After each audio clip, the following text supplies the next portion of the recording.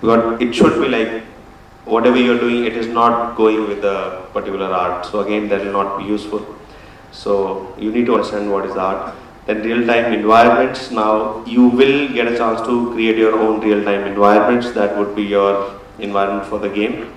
Then your next-gen game art. That is again for next-gen normally, or you can say it as your current gen, because currently your PS3 and your PCs, they are using a lot of novel map techniques, and you have real-time occlusion. So how you create art for those characters and as well as environments, which you learn in this area. Then you have your animation for games, rigging for games. How do you rig your character? Because all the bone segments, or let's say character studio that you're using, it's not that you can put in a lot of bones and all to animate that. So point is, you need to understand what animation is required and how much amount of, what kind of rig setup you need to create for it. There are always limitations. Then understanding for game engine. Now there you get an introduction what game engine is all about, how it works. Then you have integration of art assets in game engine. Whatever levels you create in the previous classes, you take that up in your game engine and you start making a playable level there. Then you also get an understanding of your portfolio development, because alright, after you have gone through the entire course, you really have good amount of data to present, and probably a good story, a good level, and good reviews also. But point is, how do you approach a studio, and how do you compile your work? How do you actually pitch? This is all about marketing yourself. So how do you market yourself? So again, this is an important integral aspect after you have done your education. So the basic softwares what normally you'll go through would be Photoshop, then you have your MAAC, Character Studio, then Mudbox and your Unity game engine in this. Now this is job opportunities that are currently existing in the market. You can definitely join your game studios. You can work on your PC games, console games, online games and mobile games after going through this course. These are the major companies which are existing here. Now bottom 4-5 companies are also majorly into your game testing. There was a question for game testing from one of the person there. There are many companies which are actually into game testing. Whereas this iEnergizer, which is in Noida, that has a lot of exciting projects. They have worked for EA, they have done testing for your THQ, Ubisoft and all that. So the kind of job opportunities that are existing once you've done through the course, as I just said, definitely you can join your game companies, but apart from that, this particular course is not only focusing on your gaming, this is also talking about your real-time technology. How do you create your real-time graphics for real-time technology? And the point is where all real-time technology is used. Now simulation graphics, and then you have your web graphics, then you have your interactive product demos, then you have your architectural walkthrough, and then your game testing jobs. So what I'll do is I'll just show you a small quick examples of these. Now simulation graphics, if you know, these are used for training pilots, and these are used for training marine as well as your driving as well. I know there are some simulators which are installed in Delhi for learning driving on Maruti cars and all that. So point is, they charge some amount of money, but kind of graphics what you're seeing on these screen there, they are all real-time graphics, and the same kind of approach what you use for making a game is used here. So you can always go and join a studio which is actually working on real-time graphics. Then apart from that, you have your web graphics. I'll just show you a video for this, because I'm sure we all know web is like one of the most important thing which is connected to our lives, and everybody today in, I guess, daily they are on internet and they need some information from there. They want to give some information, or probably they want to connect to their friends and basically socializing. So that has become so popular, and you have a lot of 3D graphics which have to be done for web. Again, that is all real-time technology. So I'll just show you a small video on the same thing. This is the first of a series of videos about Google Earth 5.0. This one's showing the new ocean data for Google Earth 5. The first thing you'll notice is when you get the new Google Earth 5 is the new ocean floor imagery, which actually was released about 2 weeks ago. But now it has something really exciting and new. As you zoom in closer to the ocean and you start to tilt your view, you can actually see the ocean's surface now, not just the undersea bathymetry. And as you get in closer, you actually see the waves moving along on the ocean. Now I understand that some people with older graphics cards may not see those animations. But what's really cool is the elevation data for Google Earth used to never go below sea level, but now it's negative when you put your mouse over the oceans. So what happens if you fly below the water? That's right, you can now see that the ocean bathymetry data is actually in 3D. So that's the undersea floor 3D terrain in Google Earth all over the oceans of the Earth. And oh man, this is just awesome. It's like when I was a boy, I always dreamed of being in a submarine and going and seeing the undersea floor.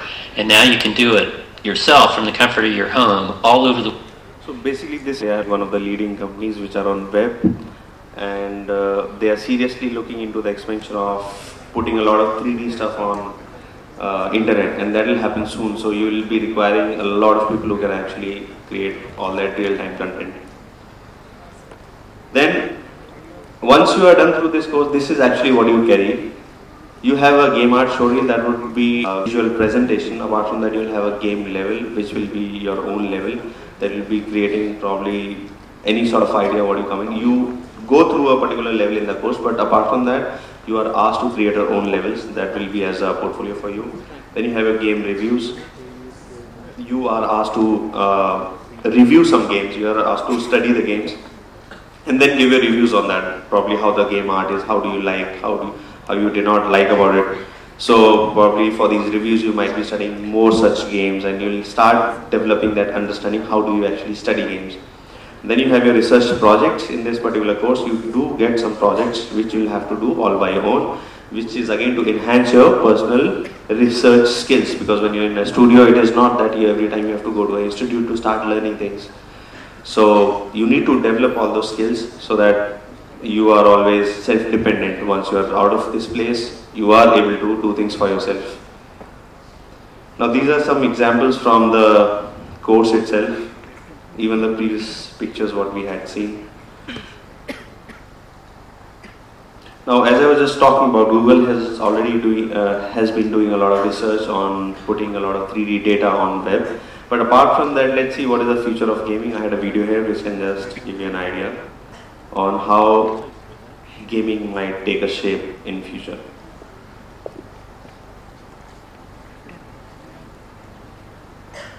Is now aged 36. With such a huge range of players to satisfy, gaming is developing fast, and in the future it's going to be even more immersive.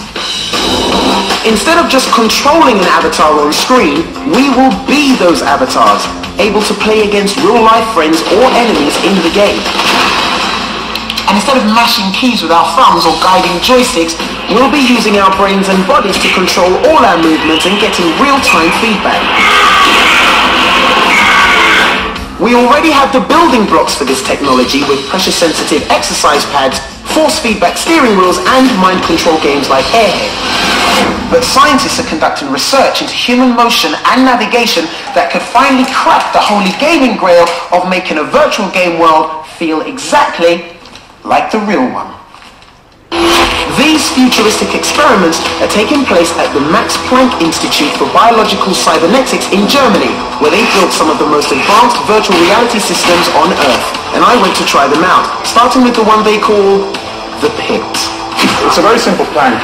Your task is going to be to walk over it, but in virtual reality you will see a deep pit below the plank. With the virtual reality headset on, I could see a dizzyingly deep void in front of me. Now, my heart rate is going up a little bit. Being forced to walk over it on a plank made it feel all too real, and my intense fear of falling kicked in. I am going to crawl across.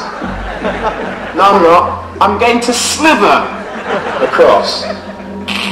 16 motion cameras were tracking my movements to ensure that all the images I was seeing were moving in real time.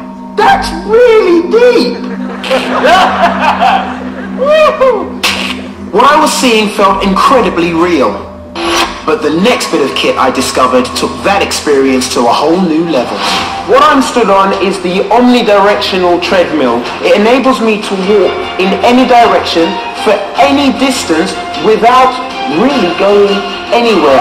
I could now take a walk around a potentially infinite virtual world. In this case, the local town of Tübingen. This is where we were last night! Last night, we took a stroll through the town and we passed these shops, and I'm actually walking past these shops now. At least I think I am. This 7-ton treadmill has 25 belts moving front to back, all on a separate belt moving left to right. The motion cameras work with it to compensate for every step I take, to ensure I'm always in the center. Currently, this technology is being used in studies of how we navigate. But think of its implications. In a first-person shoot-'em-up computer game, you can actually run around levels as if for real. Think of the workout that would give you. And this tech will utterly transform massive virtual worlds like World of Warcraft, making the whole experience so much more realistic and physical. The treadmill was amazing, but next door was the coolest, most mind-blowing piece of technology I had ever seen. This is a robotic arm that's been adapted for use as a motion simulator. I was being let loose with 2 tons of sheer robotic might that was home to the ultimate helicopter simulator. The aim is to hover in front of this wall using small, minute movements and not talk and get distracted. With its racing driver's seat and curved screen, it has the potential to revolutionize arcade gaming. The controls are so sensitive. I had it for a moment. No, too far back. Oh! It has 6 degrees of motion and an ability to endlessly roll the seat and scream. A gadget like this really could make gaming feel more realistic than the real thing. How cool! So cool. My favorite bit, yes, was the robot arm. Think about the application. Alright, I guess that's it. This is just to give you an idea what the course is all about. And any questions? I wanted to ask on what basis are you taking the admissions towards DGTI? As in, do you have a test or something? No, currently, see, this is for animation, you are a student of MAAC, right? I've seen you in Andheri. See, for animation courses also, you don't have a test. Point is, we really don't want to restrict this, because what education is all about is probably today I didn't let's say I don't know art, but point is, if you are restricting me, that means in my entire life I cannot learn art. But what if I'm interested? I want to learn art now. So that is why we don't normally keep tests. So if you are really interested, why don't you go ahead and take it up and do some extra efforts that you have not done previously and learn it, right? Okay, I'll take one more last question, as we are running short of time actually. But I'll be here anyway, so if there is any question left unanswered, so you can personally you can come and talk to me. Yeah, please. Hello. Yeah. My son has taken admission for this course, right. But I'm just a little curious as to when is it actually going to start? Right.